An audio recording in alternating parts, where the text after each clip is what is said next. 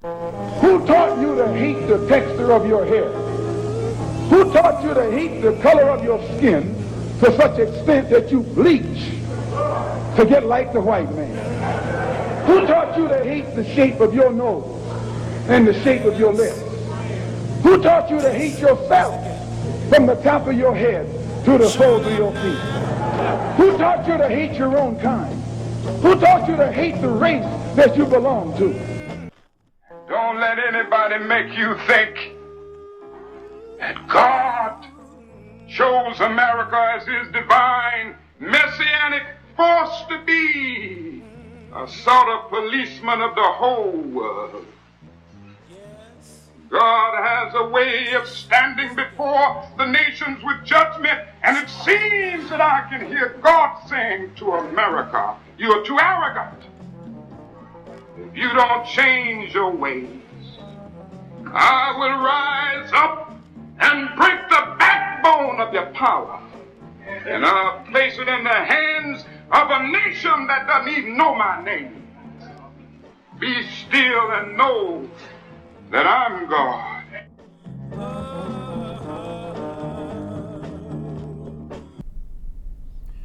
Welcome again to Street Talk. My name is Ahmad Shakaraka, and on Street Talk we deal with political, social, and economics here in Michigan, the U.S., and abroad. Now, joining me tonight, Dennis Burnside, Charles Thomas, Paget Maynard. We got a lot to cover, man. Since we're talking about our women, and this was like 1901, 2, or 3, or something like that, and this president of Morehouse College there in Atlanta, years ago, he was talking about something he had read in 1901, 2, or 3 about black farmers, who had made a little money, and he said the more they made, the more they had to be Uncle Tom like, they had to be more respectful to the whites, and they said that the African American woman had to act silly, bad, and all of that, because that's what the white people said the black woman was. And nowadays we see that our black women are getting educated, getting all these degrees and stuff like that. But we're going to be talking about some of the health issues that black women suffer from today. And one of the things is that black women represent 65% of the AIDS diagnosed. Where are we at?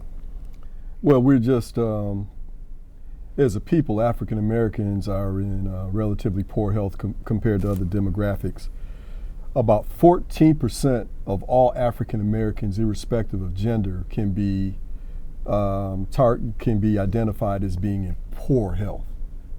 Poor health meaning that it's worse than just having a bad cold or needing surgery on a limb. I mean, it's a systemic type disease that is in the process of killing you. So 14%, that's concerning. But then you look at some of the areas that define what that poor health comes from, and you're looking at 38% of all black men are obese.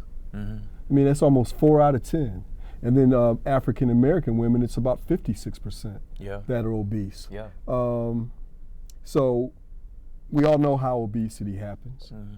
Poor diet, lack of exercise, and you can see that in our culture.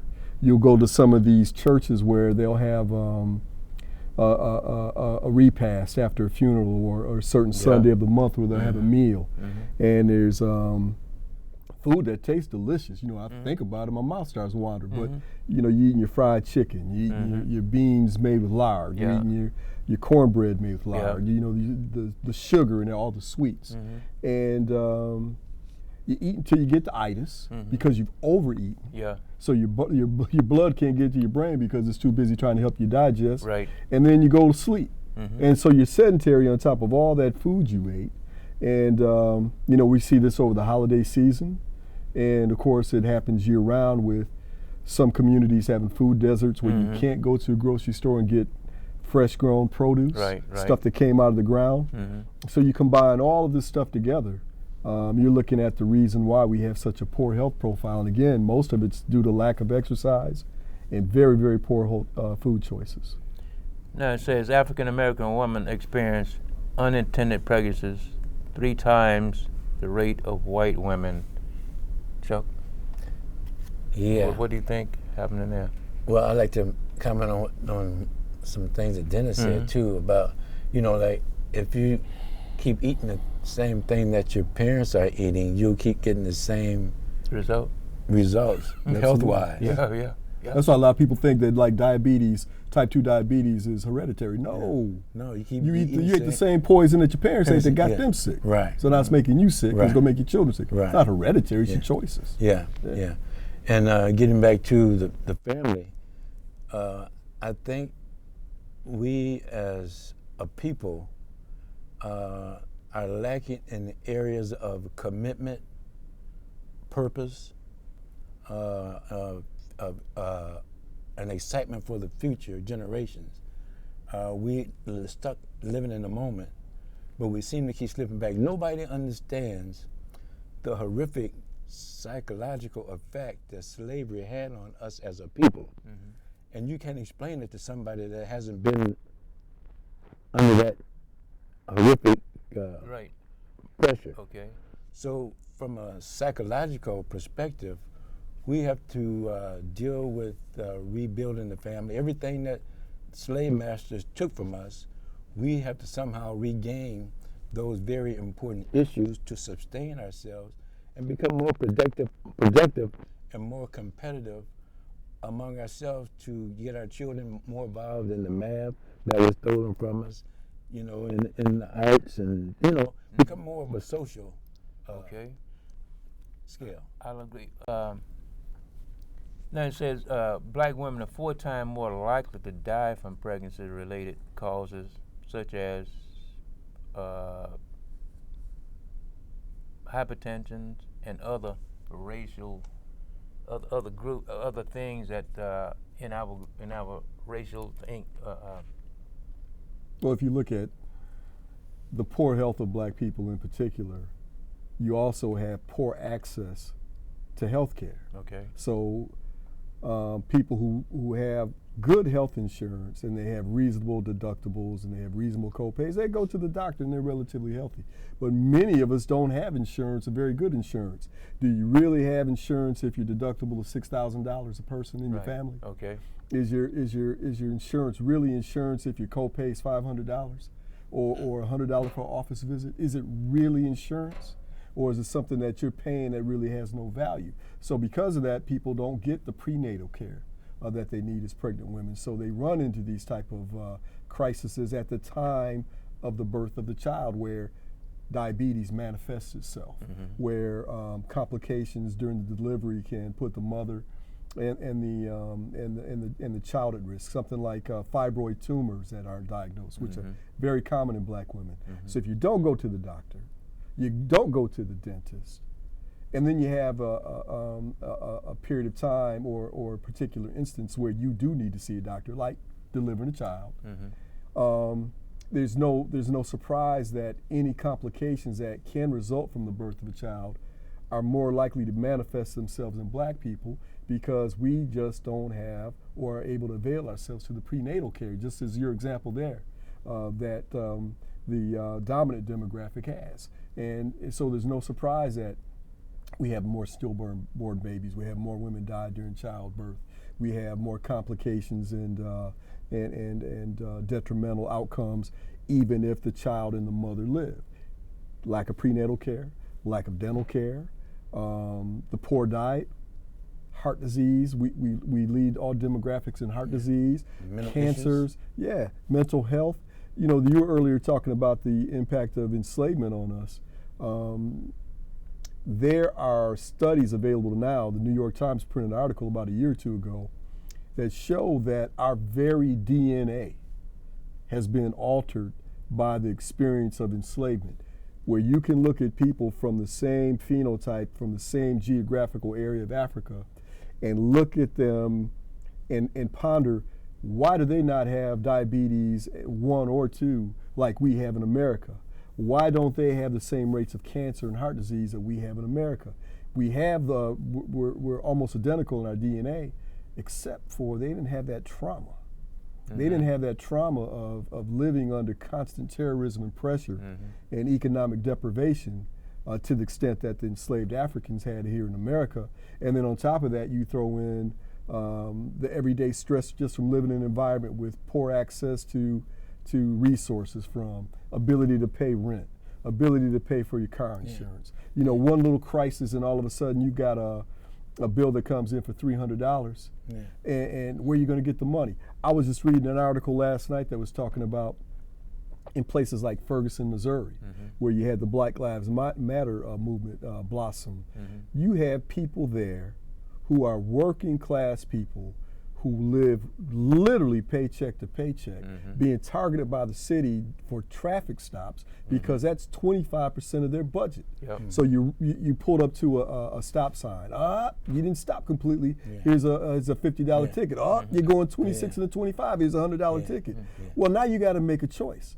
Do I pay my rent or do I pay this ticket? Do I buy my enough food for the table, or do I pay this ticket? If I don't pay the ticket, next time I stop, they take my car and they put me to jail. Now I lost my job and my means. So all these things are interconnected and interrelated. But the things that we can control, that are within our control, we should. And that's like when you go to the grocery store, stay away from the processed food, buy something that grew out of the ground. If you're going to make choices about what you put in your body, make sure it's a healthy choice. After you eat, and when you eat, don't eat to the point that you're a glutton and you have to feel like you're full. Like it's your last meal. Eat enough to be satiated. But don't eat till you're almost falling over. And then go take a walk. You know, if you don't belong to a gym, if you don't go to Power Fitness or the Y or whatever, okay, a lot of people don't do that. Maybe they can't afford it, they're not interested, they don't have time. Okay, but get up, take a walk. All they do is go down the block. Do a couple push-ups. There's a way to do or these grow a things. garden. Therapeutic. And I want to speak again on what Dennis just said. You know, like everybody thinks, it's always been slaves, you know, and, you know, get over it, you know. But the thing that we have to understand, shadow slavery, when a man hang you for looking at him. I heard a story this recently. A black man was driving down the street down in Alabama, and a white lady was standing in the middle of the street, and he honked the horn. And the white lady came around and said, "Nigga, you stay right there. I'm gonna be right back." And she thought that man was gonna stay there. He went home, grabbed his family, and went to Chicago. But the stuff like that, it was just how they demasculized the black man. You know, they didn't just hang you. They neutered you. They you know, they beat you. They just did. And so when you try to explain what slavery was, you know, and people that haven't been through that, they say get over it. It's a psychological thing. You can work generation to generation. You were saying, Patrick. Dennis made an important point there just now, and it goes back to what he said earlier. The Africans, our own people from our own regions, all but this one little thing that slavery may have been the cause of. But he also talked about their feeding habit, their eating habit. We eat almost till up here. But then we don't exercise. You go over to Africa, they walk, they run, they dance. You know, after a meal, they have some kind of dance they going grow on. their own. So a lot of these things that they do, we have dropped it.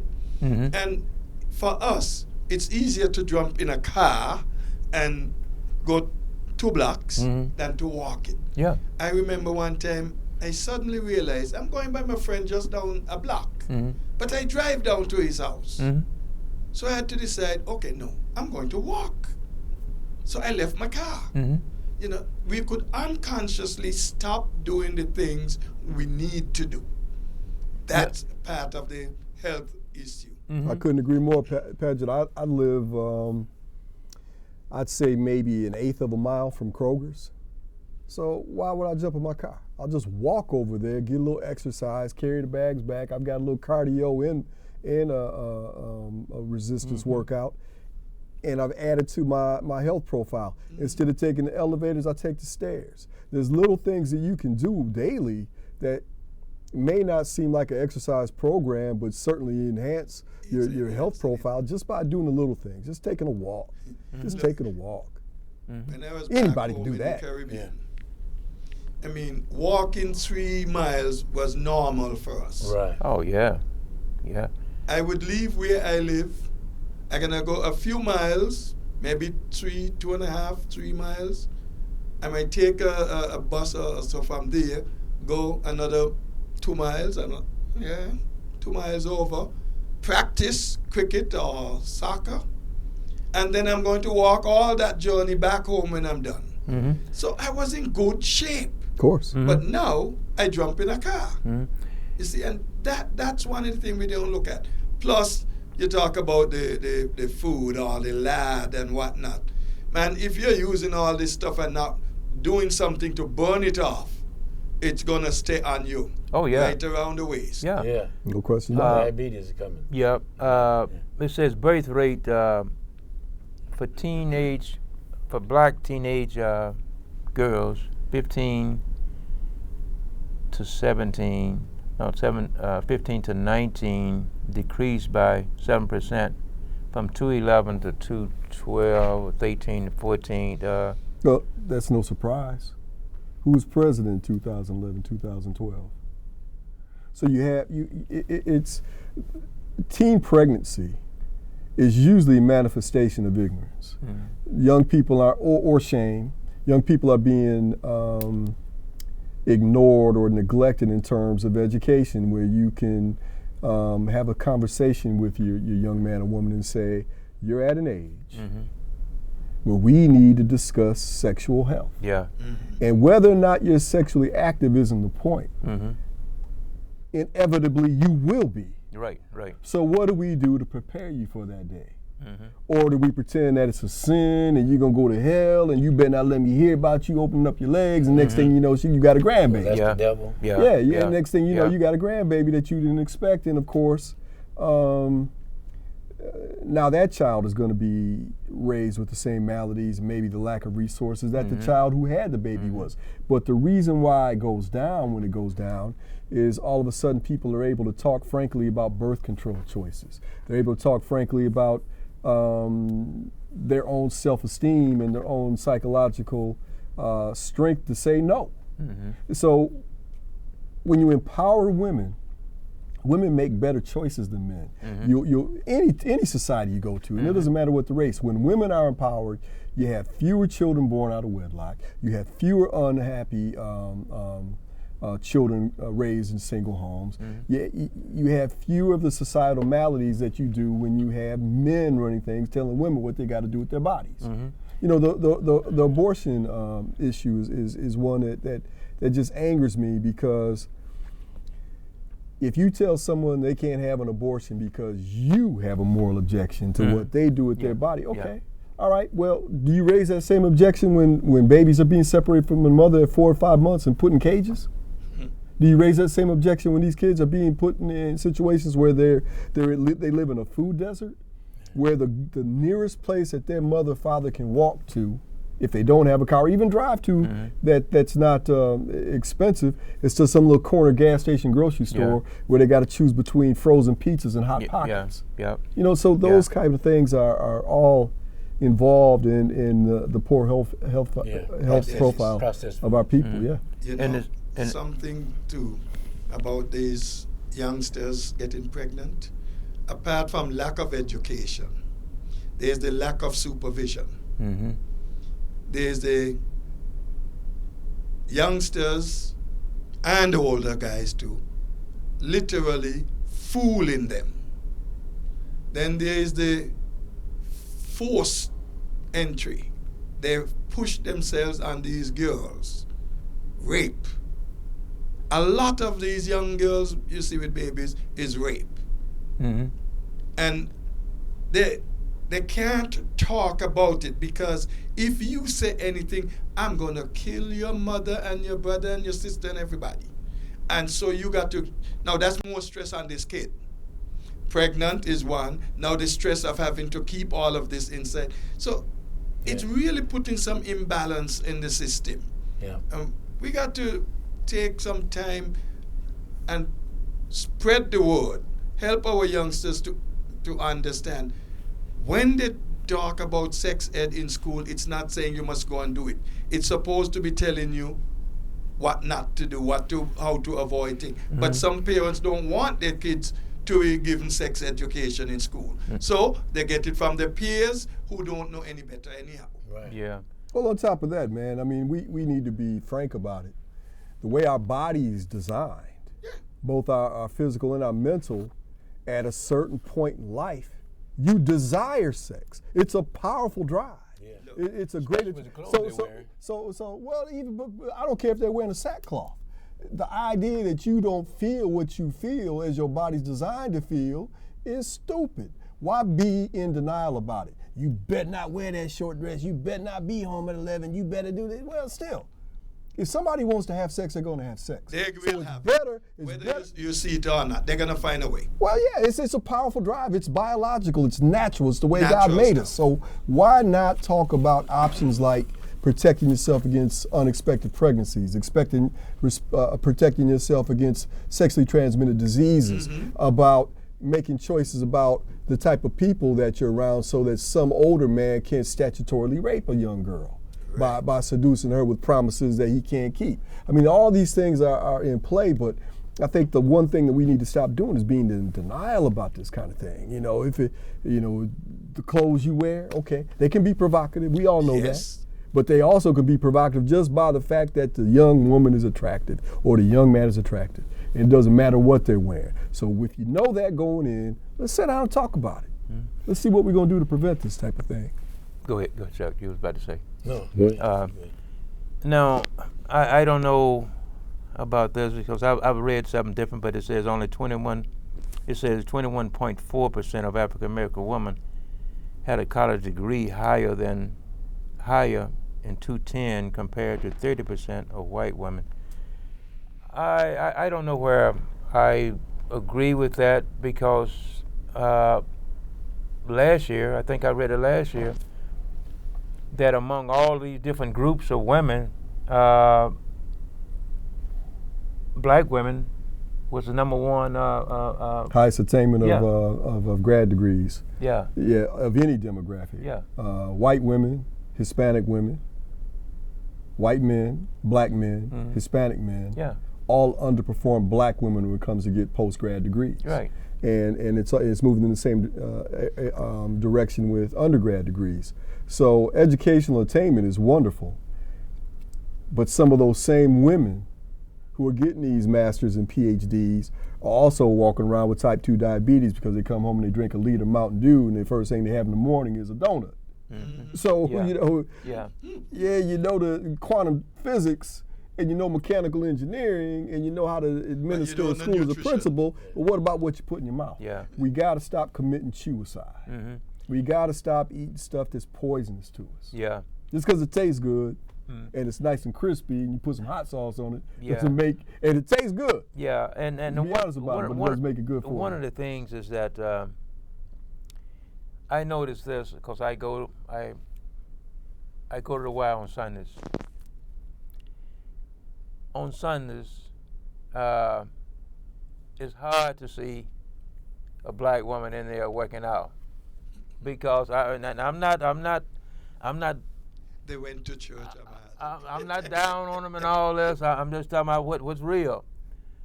But lots of them leave church and go eat. Of course. You know. They gotta go cook too. Well, you know, I'm just saying, lots of them They ain't even alone. They got a companion. Yeah, yeah, And that's a man. yeah, It ain't just black women. Those Yeah. choices are endemic among our people. yeah. Yeah. And Now, Go ahead. I go to the YMCA in the morning. okay, There's quite a few professional women there before they go to work. okay, Yeah, so they committed. And I go to the Y 3-4 times a week, and I see a lot of women. I don't go on Sundays, and I don't go on Sundays because I'm getting up eating pork chops after going to church because I'm too lazy to go on Sundays. That's my day to play the couch. But that's fine. Playing the couch and watching Netflix or games or reading books is fine. That's great. Yeah. If you also do the daily exercise and you eat right. Yeah, sometimes it's cool to vegetate, couch surf, but you can't do that daily. Right. Right. And I think moderation is important. yeah, yeah, You know, you got to be able to chew your food so you can taste your food. yeah, yeah, You know. yeah. Which Just we could talk about dental care. Yeah. We need more we need more participation in preventative dentistry. Yeah. Yeah. Or the importance of how being gingivitis affects the whole body. Yeah. Absolutely. You know, Yeah. and hygiene. The, Yeah. the inflammation that begins in your mouth can move to your heart, can move to your brain, heart attack, stroke. I've got a very close friend who I grew up with. You know, our fathers were friends growing up, and we were so tight that I named my youngest son after him. Well, he had over the years he just always had poor oral hygiene, and it became inflamed, gingivitis, poor eating habits, middle age, stroke. Yep. And you could just see it coming. Hey man, hit the gym. Yeah. You know, you was the best point guard in our school in high school. Now you don't even work out. yeah, Stop eating that stuff, man. yeah, Yeah. You know Motion what? is lotion. yeah, yeah. Motion yeah, is lotion, yeah, absolutely, Chuck. Yeah. So all these things are connected. What do you think? Where we at now, and what do you think that we got to start doing more of and less of? Well, I think there's a lot of education going on now, and I give a lot of credit to the black churches where you're starting to see them have seminars or speakers come in and say, instead of using a pig foot, use a turkey leg. Yeah. Yeah. Instead of using lard, use vegetable oil. And, you know, instead of eating until you're up to here, like Paget said, eat enough that you're no longer hungry, Right, but right. you're satiated, but you're not full. You know, get up and walk around. People are starting to get that message, and I think it's having a positive effect. But we've got a long way to go. They even got dance classes in churches now. Yeah, Yeah. Yeah. Yeah. Which is good aerobics. yeah, Yeah. absolutely. You know, Dennis, there is a saying, when you feel you can take just that one spoonful more, quit. Mm-hmm. Don't take it. Yeah, yeah. Yeah. It's so many things that we as black people, we got to look at. I was talking to a guy about 2.5 weeks ago, and he said, "Well, my father's uncle, he lived to be 90 years old." I said to him, you know, maybe if he hadn't been eating that pig and all that, he could have lived 100 years. Yeah, you know. So, you know, it's a thing. But we got to go now. My name is Ahmad Shakaraka, and we catch you at the next block, down at the next block. Peace. Who taught you to hate the texture of your hair? Who taught you to hate the color of your skin to such extent that you bleach to get like the white man? Who taught you to hate the shape of your nose and the shape of your lips? Who taught you to hate yourself from the top of your head to the soles of your feet? Who taught you to hate your own kind? Who taught you to hate the race that you belong to?